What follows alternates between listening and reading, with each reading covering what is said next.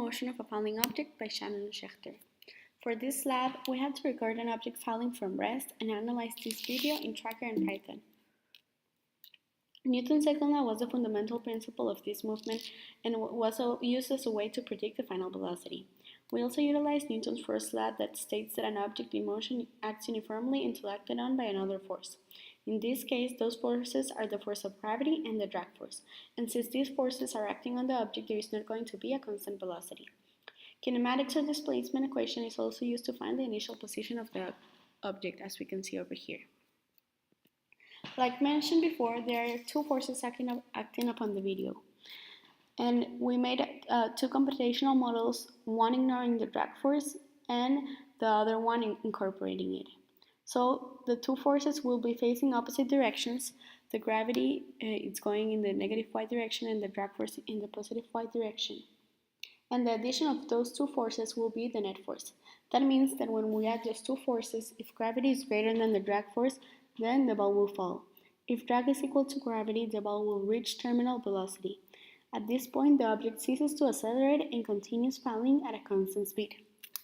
For this video, I'm gonna show you how I dropped a plastic glass over here, that it's going down in the negative y direction, and the time started at 0 and the position in the y at negative 0.43, and it's a parabola going in the negative y direction.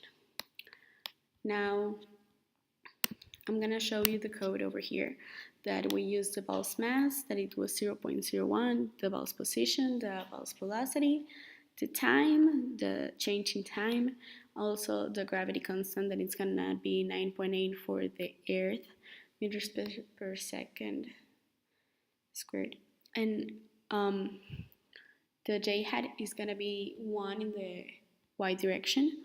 And now I'm gonna show you when b is equal to 0 what is going to happen, and the finished time is going to be 0.534. For the weight, we use the ball's mass times g times j hat, and it's negative, the sign it's going the negative y direction. And for the drag force, we use negative b times the magnitude of the ball's velocity times the ball's velocity, and the net force, the addition of those two. We also use the ball's velocity equation and the ball's position equation. Now I'm going to show you how the graph and the motion looks when we don't account for the drag force, and how it looks when we do account for the drag force. It's going to be 0.015.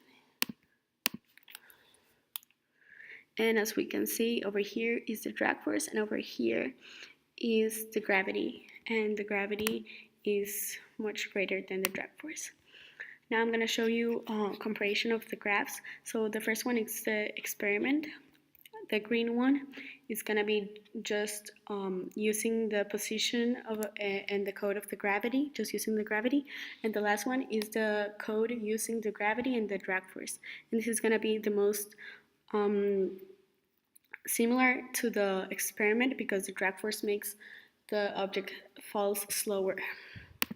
And for the last questions, what does it mean, like terminal velocity? And we said that it's when there's zero acceleration and the drag force and the gravity are equal.